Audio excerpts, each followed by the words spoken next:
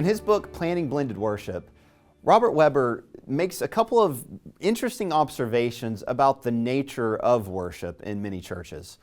On one hand, he says many churches treat worship as a program, or they plan worship as if it's a program. What he means by that is that worship is really just a series of acts, but they're these kind of isolated acts. So there might be some singing here, a prayer here, a sermon, and then some singing, and then everybody leaves. But there's not any kind of overarching narratival flow to it, or the acts themselves seem kind of disjunctive of one another. There doesn't seem to be a connection between what's happening in the sermon and in the songs, or in the prayer. There's no real flow or movement to it. Where on the other hand, he says there are those services of worship that are seen more as an event, and this is really what he champions himself: is that worship is an event, or that worship is event-oriented, because worship is God-oriented. Worship is coming together and proclaiming and enacting the narrative of Jesus Christ, His mighty acts of salvation, and anticipating the ways that God is going to act in the world because of the promises that He's made. And so we celebrate the event of Jesus Christ's life, of His death, of His resurrection, of His ascension, and look forward to that coming again. And it is the Christ event that worship is centered on. So worship is event-oriented rather than programmatic, as we see on this other side. So an event-oriented worship, in Robert Weber's assessment, has a narrative to it.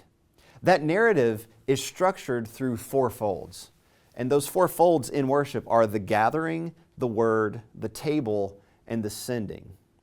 Now, the gathering serves as that time for the church to come together. It's the assembly of the church. We are coming together before God. We are focused upon God. We are singing songs that proclaim God's character, His nature. We are acknowledging God's presence among us, and we are preparing ourselves to hear God's word proclaimed. And then we move into that second fold of the Word, where God speaks to us through His Scriptures, through the sermon that's given. We hear a word from God. We meet with God in a very dynamic and an intimate way. And even then, we go to a more intimate place by coming to meet with God at the table in the sacraments. The presence of Christ is there, that we can focus on His love, on His sacrifice that He has made. And we can look forward to that day when Christ will come again and set all things right. And so we hear that great prayer prayed over the Eucharist as we proclaim God's mighty acts of salvation, and then we come together as the church to meet with Christ in an intimate way. And then from there we are sent forth. Just as we came in from the world, came in from our homes, came in from our workplaces, to come into this time of worship, to hear God's word to us, to respond to God by coming together at the table and participating in this intimate meal together. We are sent forth to go proclaim the story of God, the love of God, out to the world, to live as those that have met with God, to live as those who are the people of God, and going out into the world to continue that story and to bring others with us as we come back into church. And so there's this narrative quality to it, much like we would see in a meal, maybe a dinner party or something in our own homes, where it's an event. It's an event orientation. We invite people to come, just as God sends out His invitation to us. As we show up, there are those words of welcome. There's those words of greeting. There's those words of acknowledgement of one another. And that's like that gathering fold. And then we move into a time of deeper discussion, where we hear about one another's lives. We really want to know more about each other. And then from there we move to the table in this dinner gathering.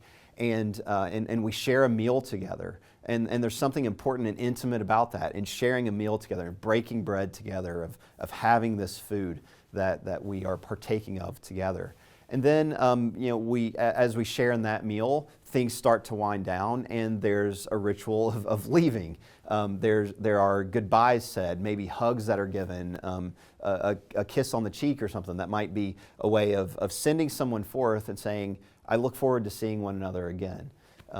But we're departing to go our different ways. So an event, just like a dinner party there, worship is that event because it centers around Christ, how we're meeting with Christ, how we're meeting with God in an intimate way, but specifically in that narrative of Christ, that story of Christ, and looking to come together from all of our homes, our places of work, from wherever we might be, to gather in the assembly of the church, so that we might meet in an intimate way with God and then be sent forth to go out and continue our lives, but knowing that we have been with God, that we've met with God, and that we might live as God's people. So as we begin to think about these things, we have to look at our service of worship and say, are we taking a more programmatic approach? Is it just these isolated things that are just kind of put together and structured in worship in that way? Or are we seeking to really have a narrative flow to worship